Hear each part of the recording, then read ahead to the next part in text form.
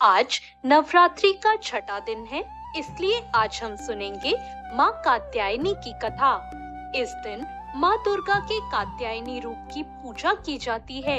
कहा जाता है कि माँ कात्यायनी की पूजा करने से व्यक्ति को अपनी सभी इंद्रियों को वश में करने की शक्ति प्राप्त होती है।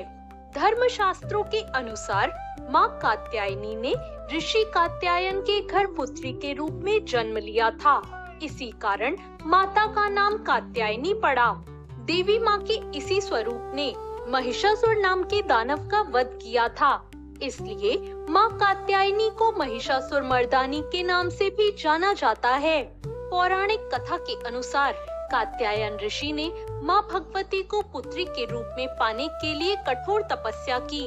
महर्षि कात्यायन की तपस्या से प्रसन्न होकर माँ भगवती ने उन्हें साक्षात दर्शन दिए।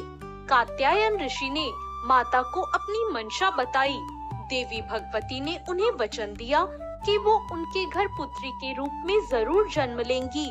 और फिर जब तीनों लोक पर महिषासुर नामक दैत्य का अत्याचार बढ़ गया और सभी देवी देवता उससे परेशान हो गए, तब त्रिदेव ब्रह्मा, विष्णु और महेश जी के तेज से माता ने महर्षि कात्यायन के घर जन्म लिया। इसीलिए माता के इस स्वरूप को कात्यायनी नाम से जाना जाता है। माता के जन्म के बाद कात्यायन ऋषि ने सप्तमी, अष्टमी और नवमी तीनों दिन तक माँ कात्यायनी की विधिवत पूजा अर्चना की। इसके बाद माँ कात्यायनी ने दशमी के दिन महिषासुर नामक दैत्य का वध करके तीनों लोकों से उसके अत्याचार को खत्म कर दिया। माता कात्यायनी का शरीर सोने की तरह सुनहरा और चमकदार है। ये सिंह की सवारी करती हैं और इनकी 4 भुजाएं हैं। माँ कात्यायनी के एक हाथ में तलवार और दूसरे में अपना प्रिय पुष्प कमल लिया हुआ है। उनके अन्य 2 हाथ वर मुद्रा और अभय मुद्रा में हैं। माता कात्यायनी की पूजा करने के लिए सुबह जल्दी उठ जाएं और स्नान आदि करके नित्य कर्मों से निवृत्त हो जाएं। फिर देवी की तस्वीर या मूर्ति को एक चौकी पर स्थापित कर दें। एक हाथ में पुष्प लें और माँ के मंत्रों का जाप करें। इसके बाद फूल को माँ के चरणों में चढ़ाएं। देवी को लाल वस्त्र, 3 हल्दी की गांठें, पीले फूल और फल आदि अर्पित करें।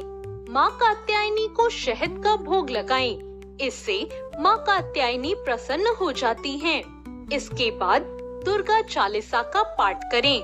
माँ के मंत्रों का जाप करें, उनकी स्तुति करें। माँ कात्यायनी की स्तुति करने के लिए या देवी सर्वभूतेषु माँ कात्यायनी रूपेण संस्थिता नमस्तस्यै नमस्तस्यै नमस्तस्यै नमो नमः मंत्र का जाप करें। सच्चे मन से जो कोई भी माता की पूजा अर्चना करता है, उसके जीवन में आने वाली सभी बाधाएं दूर होती हैं।